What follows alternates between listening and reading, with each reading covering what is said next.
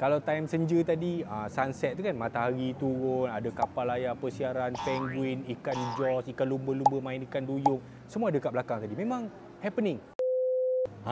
Ini dia. King crab. Bukan ini je.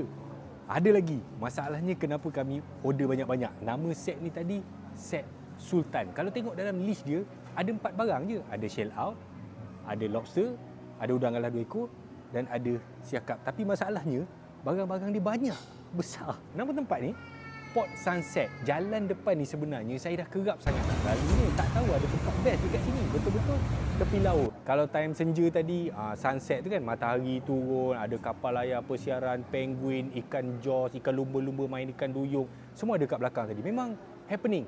Dekat sini sebenarnya, memang saya tak tahu ada tempat eksotik macam ni. Tempat eksotik dan makanan yang eksotik. King crab dan juga shell out. Shell out biasa datang dengan ni lah. Tapi yang ini rare sikit dia datang dengan package-package macam ni. Yang ini sebenarnya dia datang dengan dua nasi. Harga dia 225.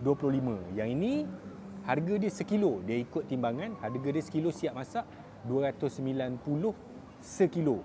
Jadi dia datang dengan nasi. Jangan bimbang. Rasa susah nak makan sebab tadi dia akan datang bawa kapak dengan chainsaw. Jadi kalau nak makan tu senang. Dia dah gunting siap-siap, kita tinggal makan je.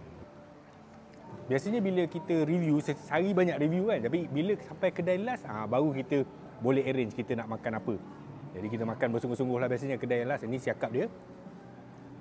Bismillahirrahmanirrahim. Sedap dia punya sos-sos tu manis-manis pedas. Dia punya pedas tu boleh tahan lah. Pedas-pedas manis macam tu kan. Okay.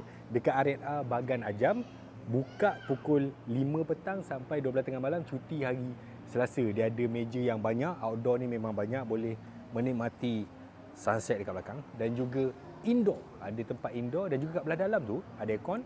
Dan juga dia ada display. Kalau kita nak makan king crab, tak tahu nak bajet apa semua, dia ada letak lah. Few contoh. Dia ada berat dan juga harga dia. Boleh bajet dekat situ lah. So ni air dia. Lupa nak cerita. Ni air Mojito. Dan juga yang ni air Taro. According to dia orang, ini dua memang best seller lah. Saya sebenarnya tak minum manis. Tapi kita gagal pada hari ini. Dan ini kegemaran saya. Air kosong. Kalau nak datang dengan group ke, dengan family ke kan, memang best. Kalau nak lepak lama pun okey. Sebab surau ada tempat semayang apa semua kan. Kalau macam kami lain lah. Kami musafir. Kami jamaah.